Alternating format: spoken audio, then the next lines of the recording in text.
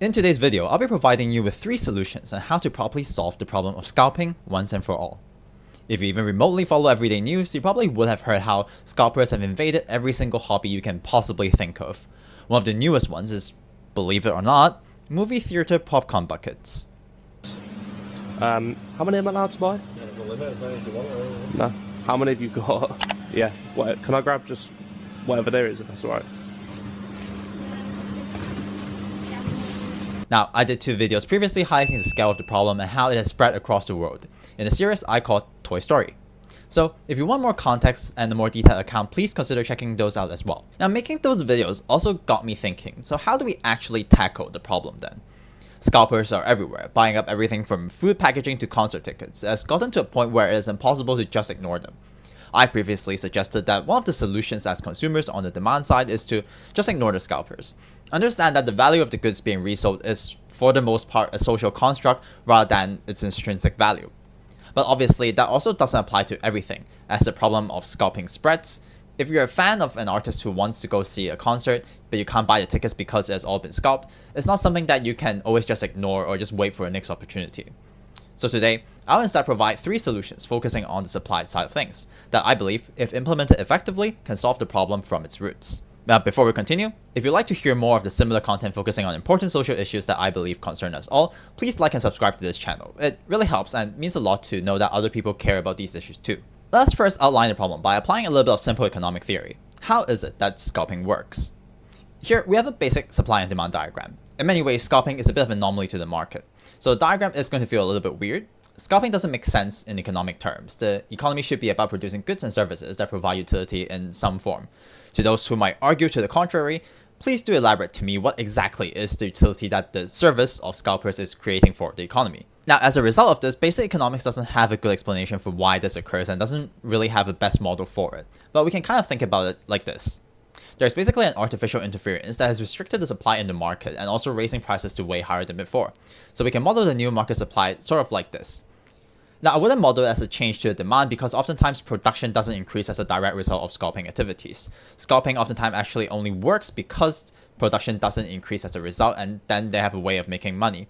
So if we model it as an increase in demand, it doesn't actually map how or explain how the market behaves, as well as if we model it as an interference to the supply. Now, what you can tell from this diagram is that the consumer surplus, which is basically the benefit that consumers get from the product, is decreased by the darker blue area as shown. But it's not just that. What this diagram also shows you is that it results in something that economists call a deadweight loss, which is a net loss of utility to overall society.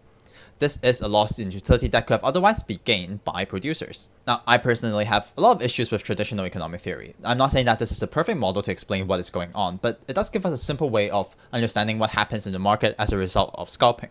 It results in net utility loss in the market, and this is my way of trying to show you that it basically is in everyone's interest, besides the scalpers, to try and tackle this problem. Now, a lot of producers don't currently care about the situation of scalping. I'm looking at you, Pokemon Company. The reason they don't care is because the scalping situation actually doesn't directly hurt them. Producers are basically guaranteed to sell all of their products as a result of scalping, and it doesn't directly hit their profit margins.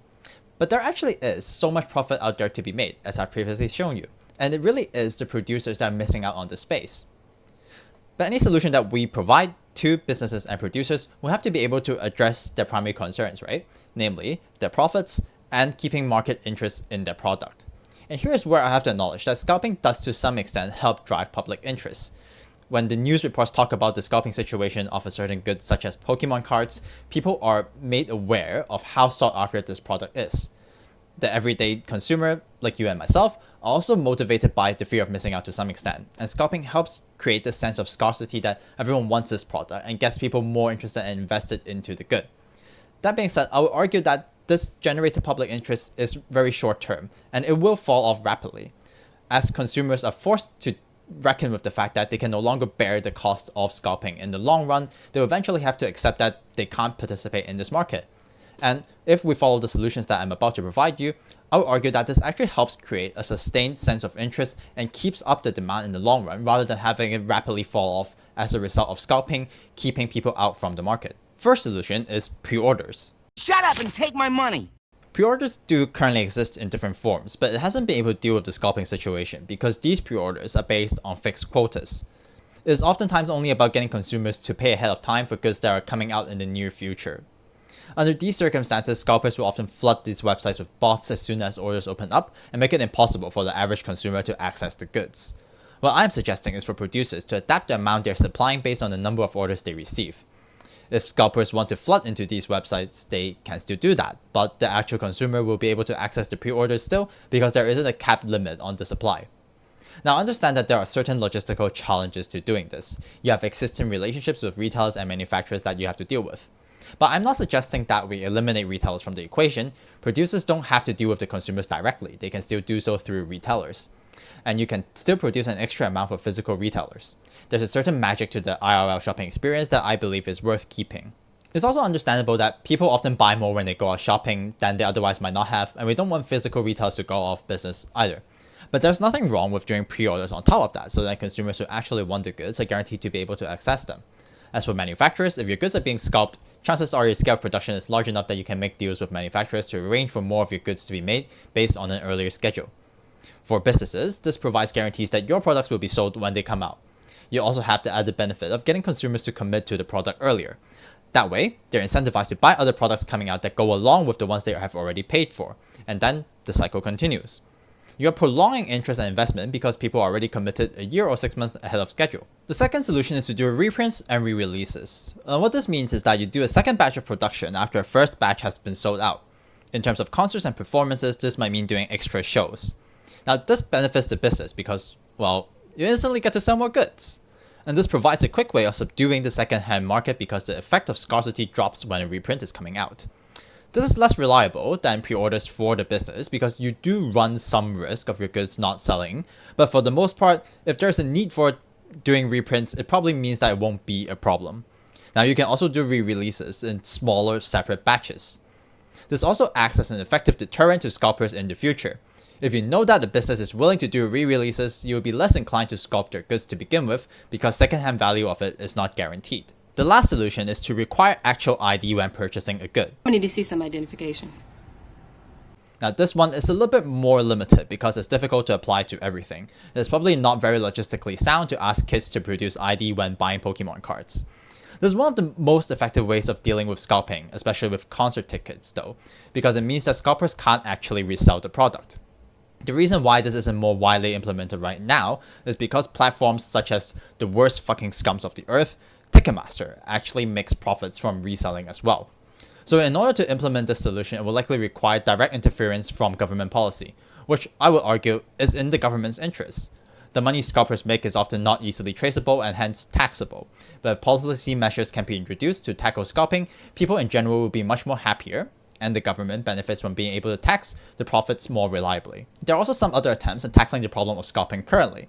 Some shops in the US have now required people to open the box after selling them the product in order to deter the second-hand market value of it. And there are also policies such as gatekeeping, where you might require people to have a certain membership in order to be able to access a good. However, there are a lot of limitations to these policies. While I do think that they're good attempts and probably are worth to keep going in the current market space, I would say that it doesn't apply to a lot of things, right? Opening the box is probably not very practical for some goods, and in other cases, it probably doesn't actually hurt the value that much. And in terms of gatekeeping, you also risk keeping out casual fans who want to get into the hobby. Now, to sum up, I want to take a look at a case study of the scalping situation with Beyblades and how the Japanese producer Takara Tomy has responded to the situation. As I introduced before in my previous video, the scalping situation of Beyblade has swept across Asia. Unfortunately, much like the COVID pandemic, it has become something that originated in East Asia and spread rapidly to the rest of the world. Since I published that video, the situation has become so bad that the producer, Takara Tomy, has had to come up with an official apology and commit to increasing production across the world. どうもこんにちは、ベイブレード開発チームの篠永です。ベイブレードをいつも楽しんでいただき、誠にありがとうございます。本日は現在のベイブレード X 商品の品薄状況とその改善に向けた取り組みについて、お話をさせていただければ。 They also did some of the things that I mentioned previously. They opened up pre-orders for the newest products just recently, and they've successfully increased re-releases to the stage that not all of their products are being scalped now. This hasn't solved the problem completely, partially because the pre-order schedule is quite late. They're not doing it for future products coming later down in the line, but also because they're pretty much limiting it to Japanese consumers only. The point I would like to make with this example is that it's definitely possible to try and enact countermeasures towards scalpers without it harming your business. I'm looking at you, Pokemon, again. After Takara Tomy came out to respond to fans, the scalping situation has eased slightly, and interest in Beyblade hasn't gone anywhere. They just hosted one of the largest tournaments ever in Taiwan, and there's still constant demand for more Beyblades everywhere. Even with some less drastic measures, improvements can already be seen. Now that this problem has become undeniable, it really is to the benefit of everyone to try and tackle it with the measures I've outlined for you above. What are some other measures that you suggest can help tackle the problem? Let me know in the comments. And if you know anyone who works directly or indirectly in the industries combating scalping, share this video with them. And I hope that you guys have found this interesting.